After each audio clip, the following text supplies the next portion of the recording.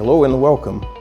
Our presentation, the Turku 1827 from Tinder to Virtual Timber, is about the 3D reconstruction of the city of Turku, which is the previous capital of Finland that was destroyed by a great fire in 1827.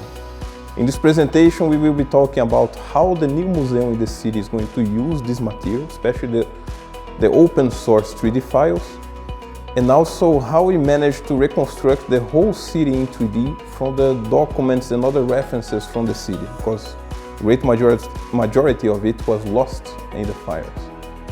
Hey, my name is Jonathan Bis Medina. I am the senior producer, one of the partners here at Zoan, and I have also been the project manager for this project. I have a game design bachelor degree from Brazil, and I have been developing historical reconstructions, art experiences, marketing products, and all kinds of VR, AR, or XR type of experiences for the past 10 years.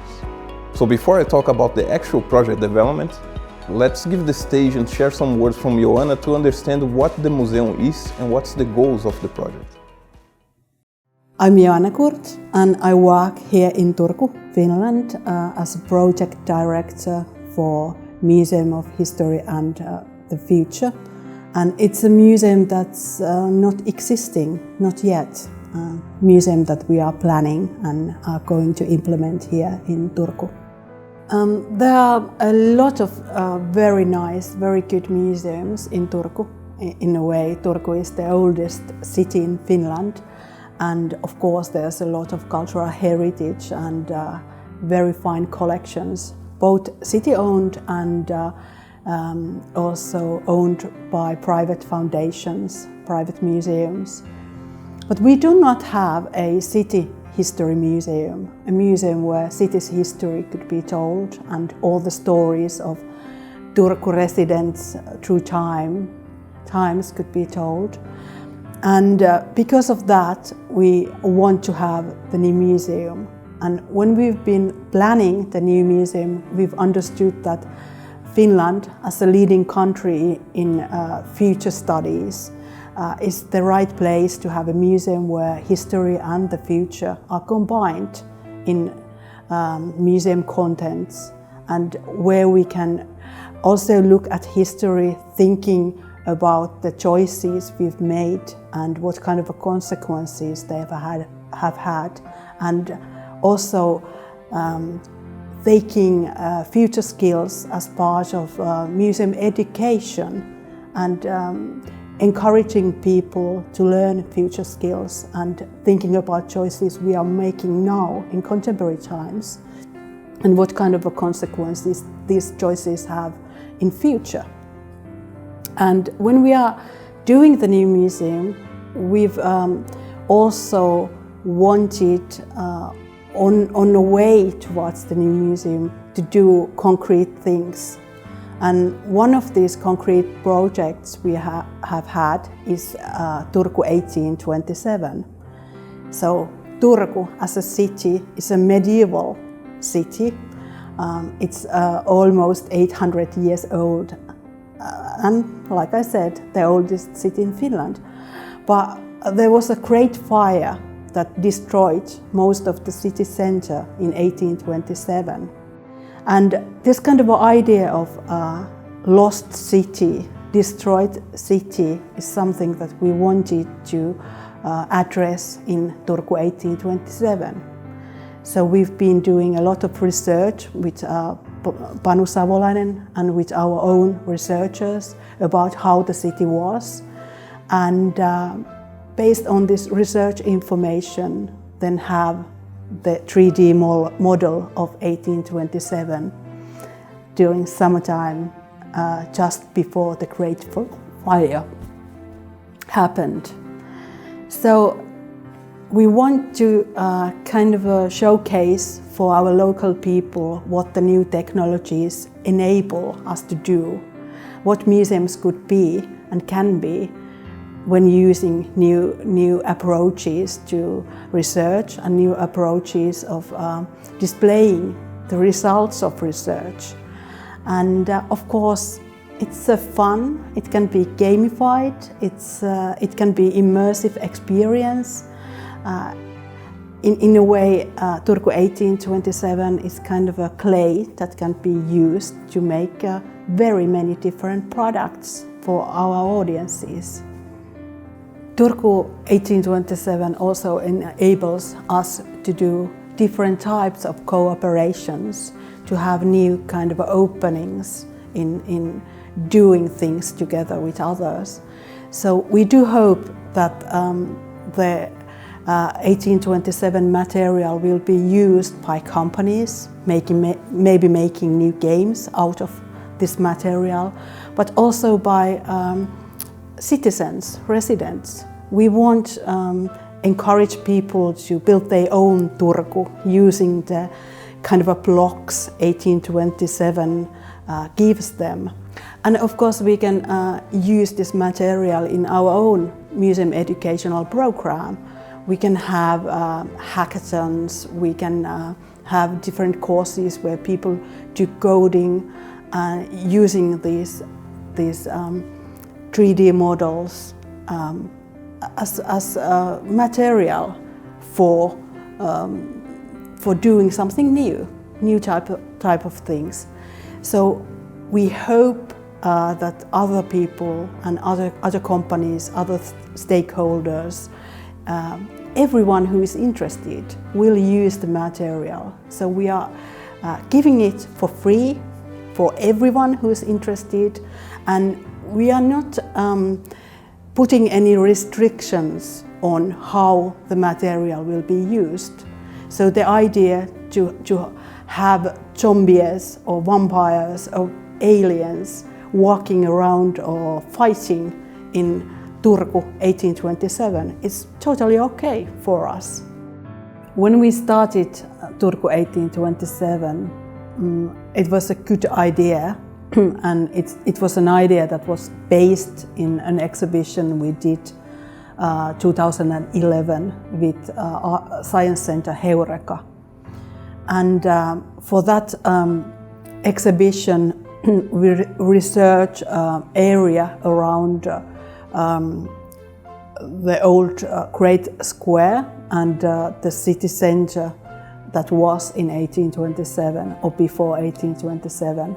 And based on that research material, Science Center Heureka constructed this kind of a model of Turku that was then kind of made to burn like the Great Fire in 1827.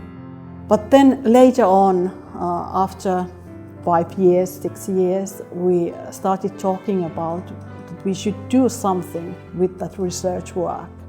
Because of course it was a lot of hours for our researchers to go through all the materials and kind of write these things down. And first we talked with our local University of Applied Science and their Games Lab about how that information we had could be turned into some kind of a technological or technical thing. And we were very lucky to have Zoan to give us an offer and win the tender we had. And we started working with Zoan and doing the great work with modeling Turku 1827.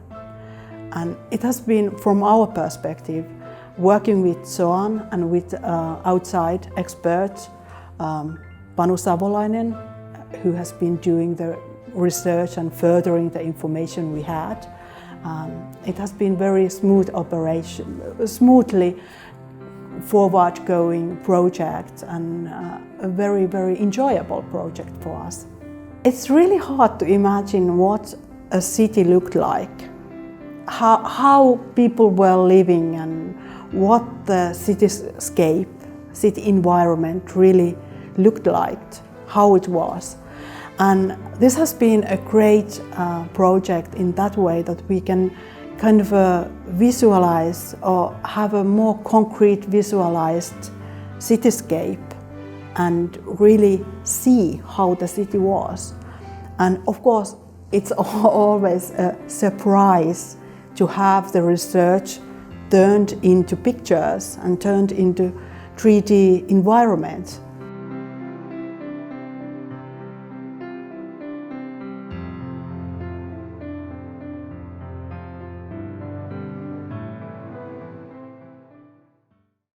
So now let's talk about the actual development of the project.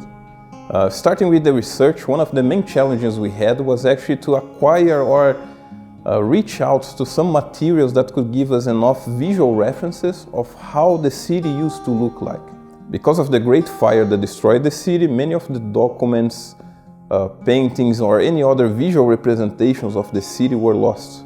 So we actually relied on a few artworks that survived that era, but mostly we relied on the insurance documentation of the city to have written descriptions of how each house used to look like. So we merged this type of knowledge with some architectural studies from that time to actually bring the city to life in 3D. So we started the project actually dividing the city into different areas. This was defined by the museum also.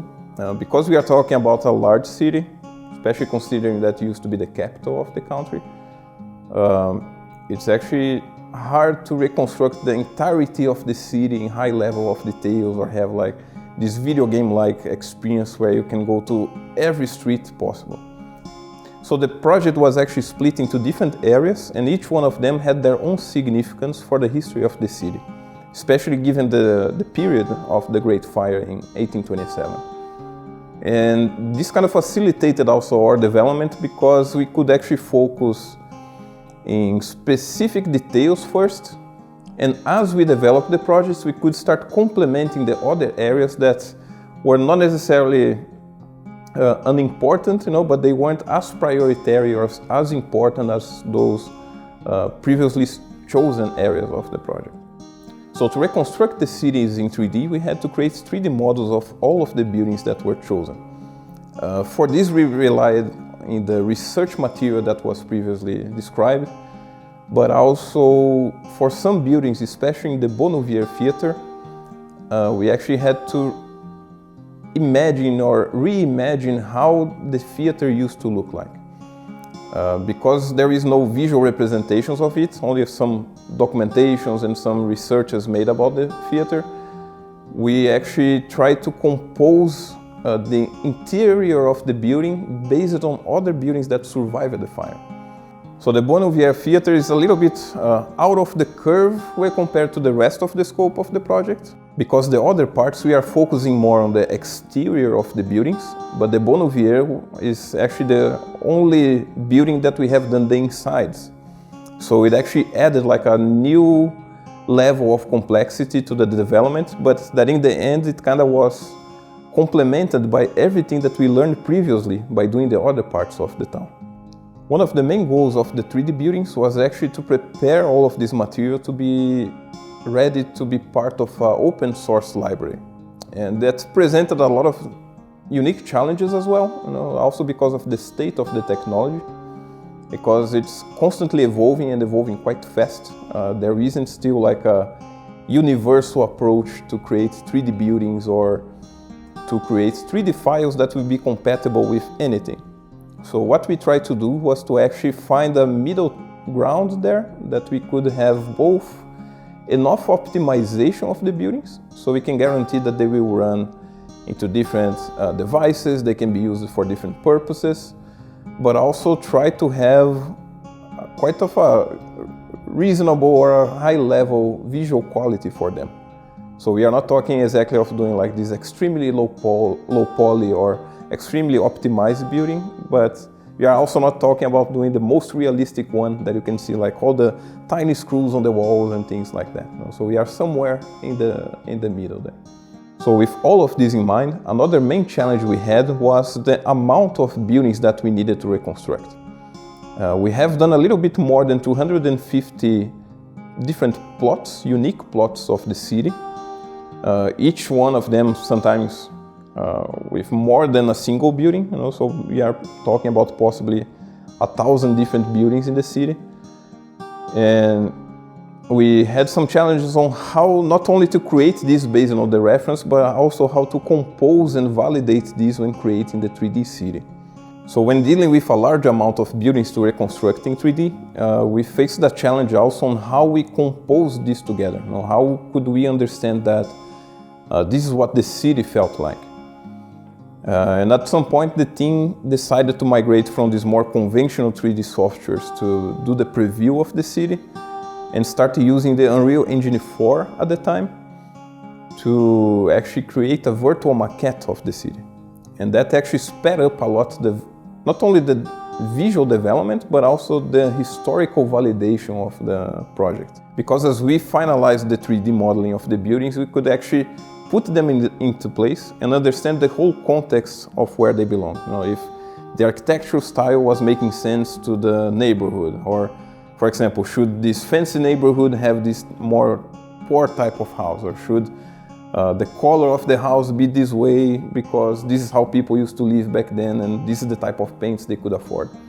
So actually having the 3D maquettes there kind of worked both ways on the research. You know? So we learned a lot from the research, but I'm pretty sure that the researchers also learned a lot from the work we have done, you know, because we could finally visualize 200 years of history in front of us. So as I mentioned before, because the technology was also constantly evolving, we also migrated the project to the Unreal Engine 5 last year. And it was also a big boost into our production because we could actually load the entire city there without having to worry too much about the optimization or the polishing of that, you know. And if you compare to what a video game production is like, that usually costs millions of dollars and it takes a long time to do, we could actually have a fraction of that budget to create these huge environments that can be reused over and over to create different experiences. So from the maquette, we were able to create 360 contents, photos, videos. We can in the future create interactive experiences, VR tours, and one example is that we are also currently working in an AR application for one of the neighborhoods of the city. So as a result of all of this process, we ended up having two main branches of the open source material. The first one is that we have a little bit more higher quality buildings, you know, which is the building that we do to put in the maquette, to validate the details. Think of it as like the editable version, like the clay model of the building, that if we need to revisit and change the color of something or to change a detail, we can easily do that. And the other branch that we had is the open source 3D model, which is the one that is optimizing the way that it's not as editable, but it's much, much more accessible to everyone and also to any type of platform. Yeah, and I would like to conclude this presentation by also inviting more institutions and even individuals to experiment more with interactive technology, because it's getting more and more accessible. And I know it can sound scary sometimes, but also don't be afraid to start small. We can start with a simple 3D model first. So for example, you can do an object or a house, and then if you do that in a non-destructive way, with the right support and the right people to help with the technology there, you can start composing more and more and evolving this virtual experience into little parts. So every new model that you do in 3D, you can actually complement the experience that was previously created, and that's how we evolved the Turku project so much. You know? So every new part we were doing, or every new client request, or every new material that we had to do, we were adding little pieces to the place or to the maquette, and in the end, what was meant to be like a simple 3D modeling of the beauties ended up being a really powerful virtual platform for the museum and the other institutions in Turku. So a special thanks for everybody who participated into this project. We had a little bit more than 50 people working on it for the past 2 years, not to mention the researchers and the museum staff who have been on this for multiple years now, if not decades. And also a special thanks for you to participating in the conference and watching this presentation. Don't forget to like and subscribe, and I hope to see you guys in the next time.